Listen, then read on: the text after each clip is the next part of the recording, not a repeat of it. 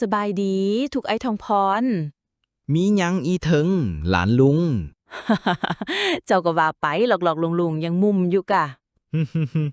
ว่าไปสั่นละ อ้ายคือบ่เป็นเอื้อยเล่าไปใส่แล้วว่าสิมาลิ้นน้ำลาวอยู่ เอ้ยเจ้าละเมือบบ้านแม่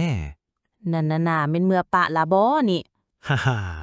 ยากละแนวนั้นนะดังเรื่องฮักบ่มีส้นสันพุ่นล่ะ หา เรื่องหยังเกาะ ฮักบ่มีส้นสั้น ว้าเป็นแนวเราสู่พังเด้อ ได้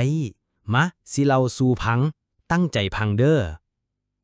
หักบ่เบิ่งสั้นวันนะอยู่ในเมืองใหญ่ เต็มไปด้วยแสงไฟและความฟุ้งฝ่าย มีผู้สาวผู้หนึ่งสื่อแผว นางแม่นลูกสาวเจ้าของบริษัทใหญ่ ชีวิตของนางมีแต่ความหรูหรา ทุกอย่างพร้อมสมบูรณ์ แต่ท่ามกลางความพร้อมนั้น